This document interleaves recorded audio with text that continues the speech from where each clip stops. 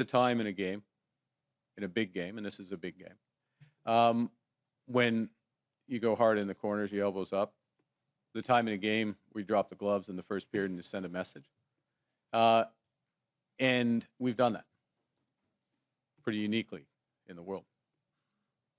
We happen to have the best deal with the Americans right now, I'd note. But there's also a time in a game where you want the puck, you want a stick handle, you want to pass, you want to put the puck in the net. And we're moving later into the game, and we're at that time in the game. And that's where the engagement is. Thank you.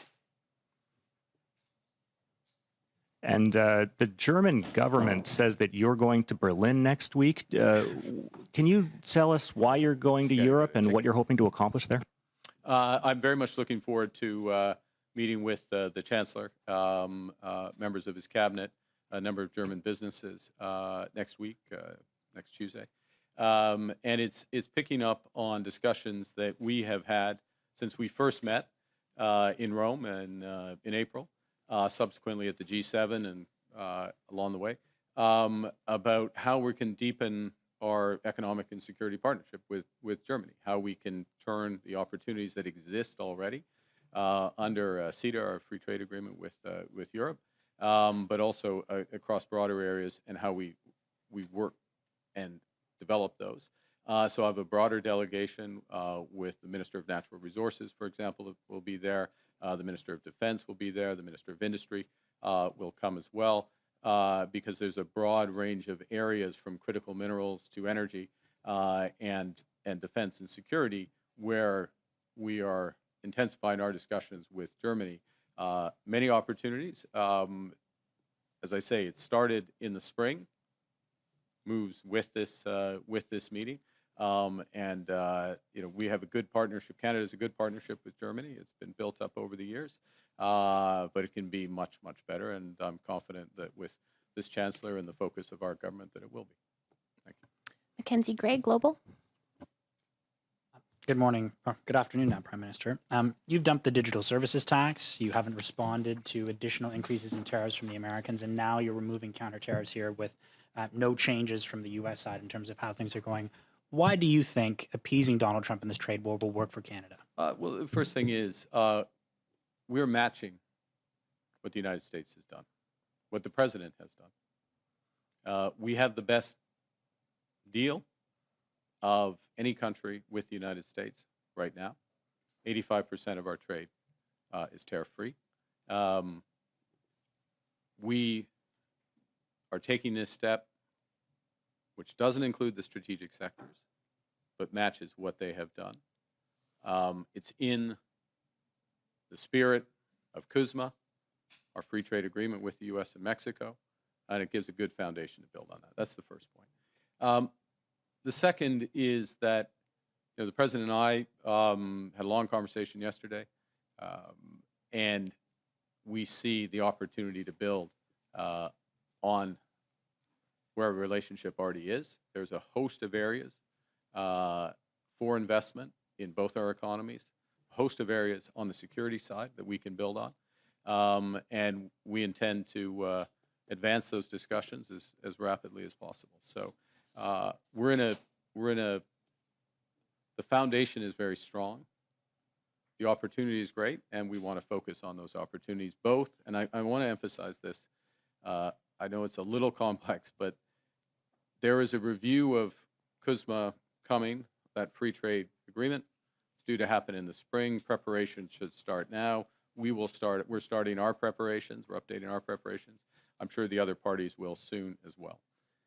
But we're not going to wait. We don't want to wait for that process for those strategic sectors. It goes back to the earlier question about Madame's question about the workers and the businesses in steel and the most affected sectors. We're very focused on those right now, taking a number of measures to support them directly in Canada, including Buy Canada, diversification, other aspects.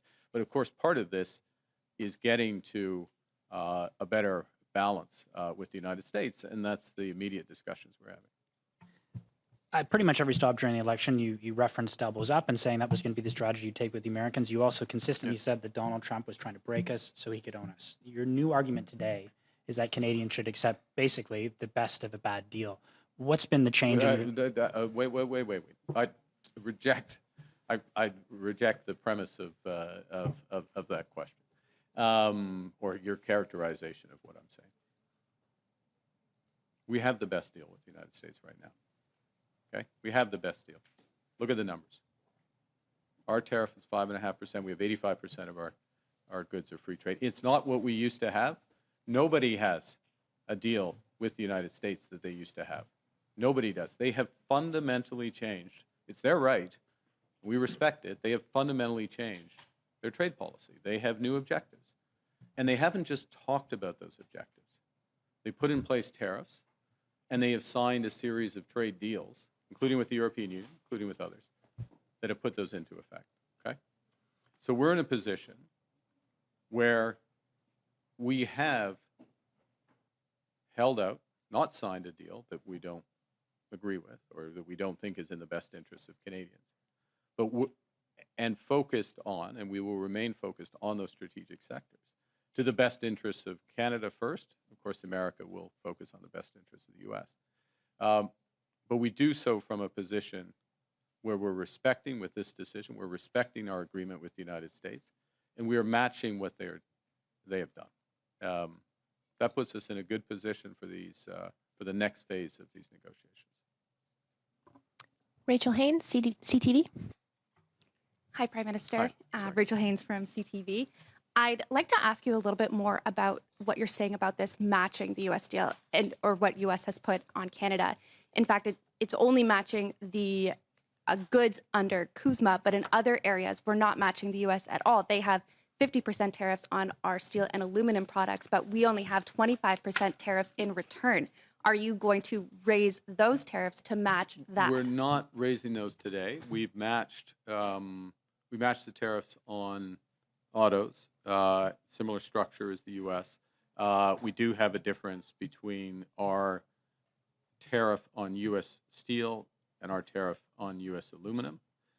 Those are part of the intensive discussions that we're underway right now. Is that something that you'd look at in the future? And also, we will look at. I'll give you three questions. I'll give you a short answer to that, which is that we'll look at everything. I mean, we look at our industry both in terms of how we support their retooling, their investment in the industries, liquidity for today, helping their workers, buying Canadian, diversifying markets, but of course trade policy, including with the United States, is part of that. But we're engaged in discussions with the United States about exactly those sectors. And that's what we want to advance to the benefit of our workers and our economy. and I'll make this extra Take it. follow-up Go quick. very quickly. You're talking about this putting us in a good position in the next phase, presumably the CUSMA negotiations. But as other people have pointed out, we've already folded on the digital services tax. We're taking away these counter tariffs. How is this a position of strength going into those negotiations? We're in a position. First off, I'm in the negotiations, so I have a sense of how the negotiations are. This puts us, and directly the conversation the President and I had yesterday, is that we'll be following up in short order, he and I, on the progress on our discussions. So the teams are engaged, they're re-engaging on this. This helps accelerate that. Look, but it's a negotiation. But there's no guarantees in these things. But the basis of this is we're matching what the United States has done. Okay, we're matching what the United States has done. We're putting ourselves in a position which is consistent with CUSMA, right? And that both clears away an issue with the U.S. The longer it goes on where we're not matching what the U.S. has done. And the U.S., the carve-out, what they call the USMCA carve-out, but effectively is this free trade for 85%. They just made that official. 2 weeks ago, they just made that official with the executive order. So we're responding to that. It's obviously, in our judgment, the right thing to do so we can focus in on those strategic sectors exclusively and also be consistent with CUSMA, where there is going to be, CUSMA in a very different trade environment is going to look different. And what we need to do is to make sure we're focusing in areas that where it's the mutual benefits are very clear. So in other words, the arrangements in strategic sectors are mutually reinforcing. They're mutual benefits. So the agreement supports it, but the economics drives it.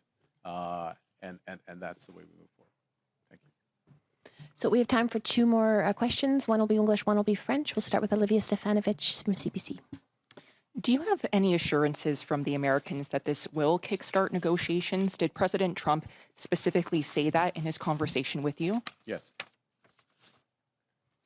And what do you say to premiers who have called for stronger retaliatory measures against the U.S.? Yeah, look,